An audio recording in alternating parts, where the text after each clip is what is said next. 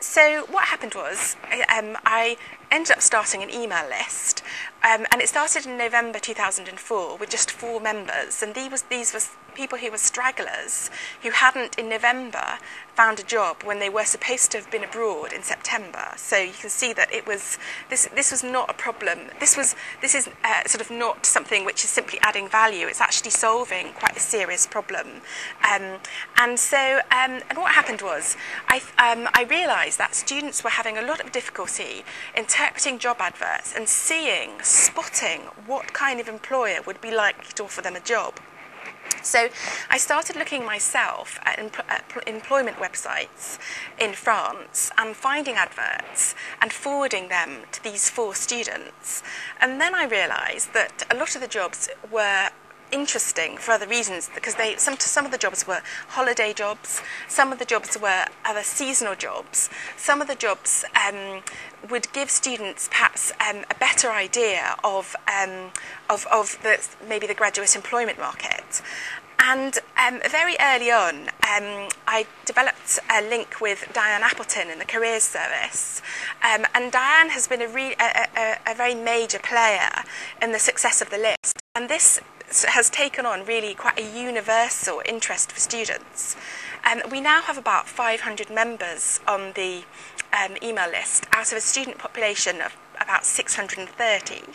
So, and the vast majority of those students have volunteered to join. And to give you an idea, we sent out a message recently saying, could final year students who are leaving the university send a non-university email address to prepare for when their university one is discontinued.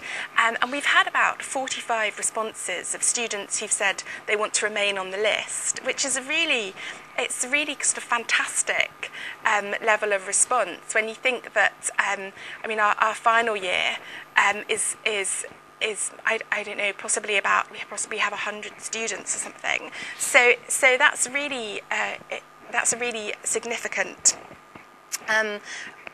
sort of show of interest on the part of the students. So the advantage of the email list is that it's very easy to add relevant members of staff, so that careers advisors are part of the list, and also year abroad staff from within SOC class and from various other parts of the university, from the management school, for example.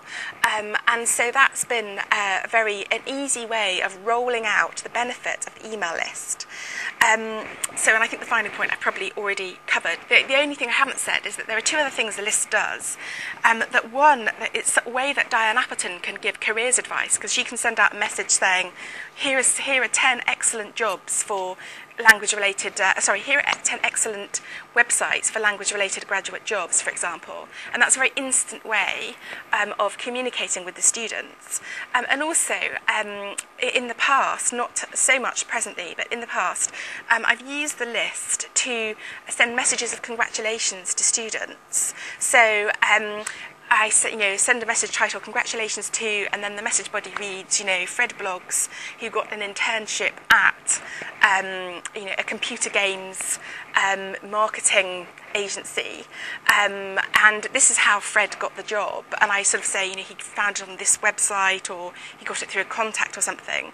And so that students are constantly being sort of updated about the success of their peers. So how does the list work? Well, we did, in the beginning, I did quite a lot of liaison work with employers in France to generate contacts. And also, Diane also does liaison work in a much more global way, because she works with employers who maybe are multinational companies who have interests all over Europe.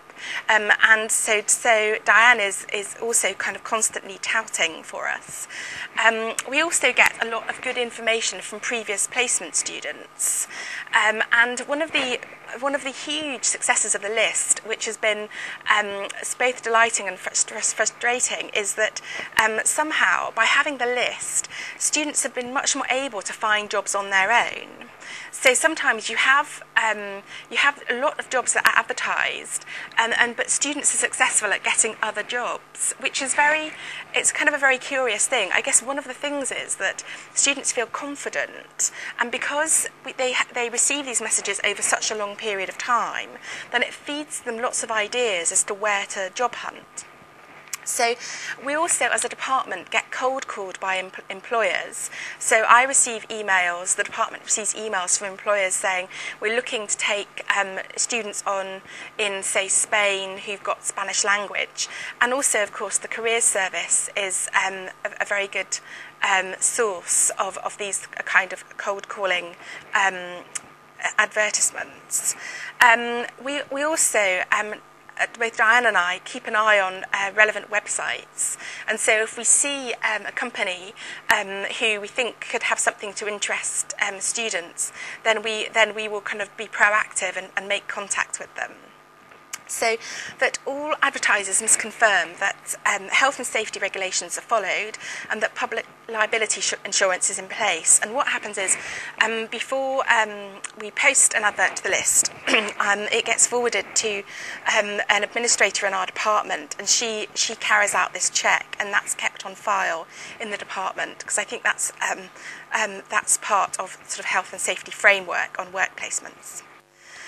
So what are the benefits? Well, we really have enhanced our students' employability because so many students are going into things like holiday jobs. I've got a fantastic link with the AA, who have a call centre in Lyon. And over the years, we've had a growing number of students who've gone to work in this call centre. What happens is British motorists break down, for example, and then they telephone and they need a French garagiste to come out and fix their car. And so one of our students will take the call and then have to phone the garage, obviously in French, and communicate exactly where the driver is, for example. So we have sort of jobs and employers which in the department have become a bit of a Liverpool tradition to go off and, say, work in Lyon for the AA, or go off and work in a hotel for the summer. That we're also able to kind of promote and support work placements whilst sort of reinforcing to the students that it is their own enterprise and initiative which will get them the job, really. So this is a very good way of stressing their need for being autonomous learners. And we're also able to advertise graduate jobs.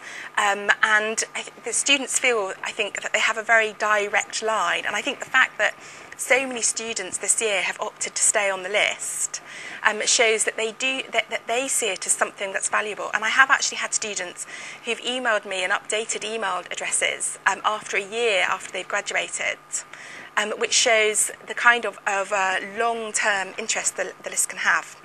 So obviously it keeps students informed about what the possibilities are, and particularly because students can join from the first year, and so I usually send a number of mailings. I send a mailing at the beginning of the first semester to all year groups, a mailing in January, and a mailing at this time of the year.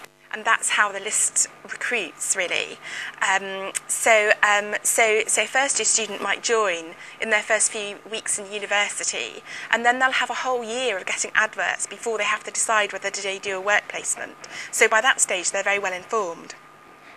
And it encourages students to set realistic goals through the example of their peers. So this congratulations message, I think it enables students to see, well, actually, could I do that as well? And so it's a way of kind of making something that's quite abstract, concrete. So why is it successful? This is the sort of million-dollar question, really. Because I certainly have been surprised this year that so many students, that given we're now kind of reaching the ceiling of our student, of what I thought the interest would be, because so many students are list members, and yet when I send out messages saying, would you like to join, we still get a lot of interest. So I think it shows that it must be a very strong brand, if you like, amongst our student body, and I think it shows that they see it as something that's just genuinely useful, particularly because it has been going now for 3.5 years, so it isn't something that just sort of was a good idea for one semester and then nobody wanted to take part. I think one of the things is it's got a strong language-oriented theme, which means that we're not just sort of saying, get a job, get on your bike and get a job, but we're saying, well, here's how to get this type of job which might interest you. That I'm careful when I send marketing messages to reflect the concerns of that year group. So I send messages to the first year saying, well, your year abroad may seem like 1,000,000 miles away, but in fact you'll have to make decisions early in your second year.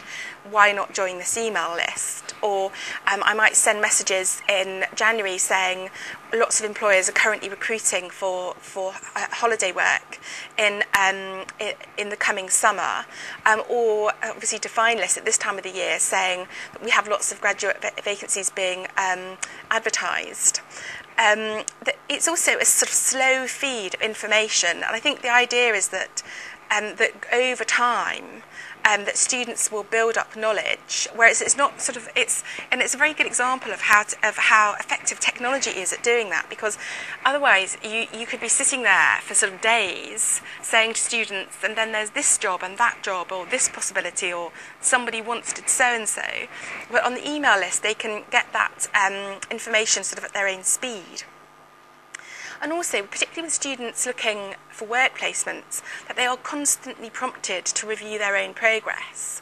So if they're seeing that jobs are available, or if they're seeing that other students are being successful, then I think it's much easier to have that discussion about, well, why aren't you being successful? Or what do you need to do to improve your chances of getting a work placement? So it's a dialogue which is already open. And also that messages reflect student success. So I think one of the things we're trying to do is create a culture where it's seen as normal to go off and get a job or a work placement. It's seen as the rule rather than the exception, and I think that's very key. So the other thing that we have one of the other things that we have in place is that is a buddy scheme, which puts final year students in touch with second year students, usually via email. So this is just obviously encourages students to share information, whilst rewarding the knowledge students have gained on the year abroad. And I think one of the things is that it's a little bit putting the ball in the students' court collectively, because it's really saying, well, you've been on the work placement. It's no good a second year coming to me and saying, well, what would it be like to work in human resources in Barcelona, because I haven't worked in human resources in Barcelona. What they need to do is go and talk to the person who has, and so it's a way of saying, well, actually you've prepared for it, you did the work placement, and now we are recognising your expertise, really.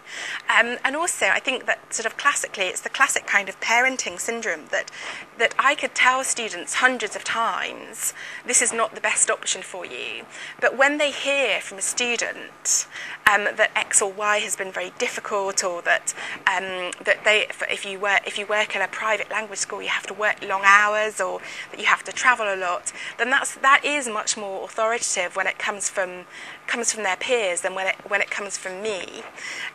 So I think that's been very effective. And also that the buddy scheme is actually sponsored by employers. This year it's been sponsored by the communications company Bloomberg and the accountancy firm Deloitte. So that adds another kind of edge, and it's something for students to put on their CV that they have been a buddy on this sort of corporate sponsored scheme. So what are the benefits of the email list? Well, I think that one of the really big benefits, of both the schemes, has been that we've really increased our amount of employer sponsorship. When I say increased, actually, we've started getting sponsorship from employers, but that's now really increasing. So we started off in the first year getting sponsorship from Deloitte for the buddy scheme, and then in the second year Bloomberg jointly sponsored the buddy scheme, and we also were contacted by Aldi supermarkets who wanted to offer an academic prize, and that was kind of out of the blue. I think part of a national campaign that Aldi were running to become more present in academic departments.